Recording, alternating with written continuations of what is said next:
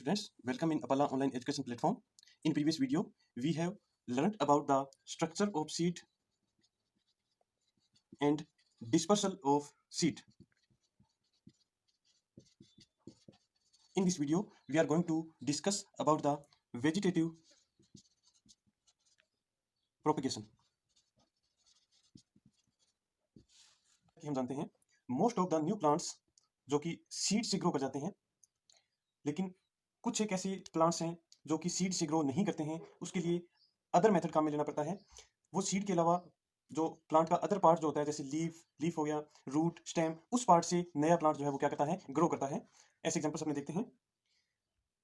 First of all we can understand this term vegetative part. Vegetative part किसको कहते हैं? जो roots, stem and leaves are vegetative parts of a plant. And now vegetative propagation ये किसे कहते हैं? इसकी डेफिनेशन क्या होगी? The method of growing new plant from their vegetative parts is called vegetative propagation. यानी वो मेथड जिसमें जो नया प्लांट है वो वेजिटेटिव पार्ट से ग्रो करता है, न कि किसी सीड से। तो उस मेथड को क्या कहेंगे? Vegetative propagation. Listen to me carefully once again. The method of growing new plant from their vegetative parts is called vegetative propagation. अब अपने देखते हैं डिटेल में कि कौन सा प्लांट कौन से पार्ट से ग्रो करता है। अब हम वेजिटेटिव प्रोपेगेशन के टाइप्स देखते हैं, यानी वो मेथड जिससे न्यू प्लांट जो है वो सीड के अलावा अदर पार्ट से वो डेवलप होता है, जो न्यू प्लांट है। न्यू प्लांट फ्रॉम रूट, कुछ एक ऐसे प्लांट्स हैं जो कि सीड से नए ग्रो करके और रूट पार्ट से, जो मदर का जो रूट पार्ट होता है उससे डेवलप होता है, जैसे कैरेट हो गया, डहलिया, स्वीट पोटैटो एक्सेट्रा। ये न्यू प्लांट अगर अपने घर पे लगाने हो तो अपने कौन सा पार्ट लाना पड़ेगा? Root part. ये अपने सॉइल में जब इसको लगाएंगे तो न्यू प्लांट जो है वो ग्रो करेगा। कुछ एक ऐसे प्लांट हैं जो कि अंडरग्राउंड स्टेम से ग्रो करते हैं, जैसे onion, ginger, potato etcetera. And some plants that grow from stem, जैसे अपने देखते हैं rose, money plant, sugar cane. ये प्लांट ऐसे हैं जो कि मदर प्लांट से स्टेम को अगर अपने सॉइल के अंदर लगाते हैं तो वो न्यू प्लांट में ग्रो कर जाता है। And some plants that grow from spores, जिसके अंदर नए तो सीड बनते हैं, नए फ्लावर बनते हैं और उनके अंदर एक स्ट्रक्चर बनती है जिसको स्पोर्स कहते हैं। Examples ferns, mosses. And some plants that grow from leaf, काफ़ी इंटरेस्टिंग है। अगर अपनी ब्रायोफिलम और बिगोनिया का न्यू प्लांट अगर लगाना है तो अपने नए तो सीड लगाएंगे, नए कोई और पार्ट अपने लीफ अगर अपने सॉइल में दबाते हैं तो वहां पे न्यू प्लांट ब्रायोफिलम का और बिगोनिया का ग्रो कर जाता है। So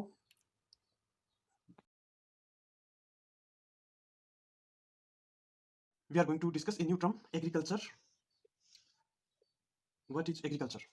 the mass production of plants for food and other purpose is called agriculture. वो प्रोसेस जिसमें हम प्रोडक्शन करते हैं प्लांट्स का, किसके लिए? फूड और अदर पर्पज के लिए, उस प्रोसेस को क्या कहते हैं? Agriculture. Listen to me carefully once again. The mass production of plants for food and other purpose is called agriculture. और इस एग्रीकल्चर में मेनली 6 स्टेज होती हैं जिससे अपने इस प्रोसेस को कंप्लीट कर पाते हैं अपने। First stage is known as ploughing. इस प्रोसेस में हम जो लैंड होती है उसको अपने लूज करते हैं with the help of many tools. उसको लूज कर लेते हैं सॉइल को, ताकि उसके अंदर प्रॉपर वाटर एब्जॉर्ब हो सके और ऑक्सीजन उसके अंदर जा सके। Second stage is called manuring. Manuring का मतलब है उसके अंदर हम जो उर्वरक है, खाद है, वो अपने देकर न्यूट्रिएंट्स की जो सप्लाई है वो अंदर अपने कर सकते हैं सॉइल में, ताकि प्रॉपर जो उसके अंदर सीड लगेगा, जो प्लांट है वो प्रॉपर ग्रोथ कर सके।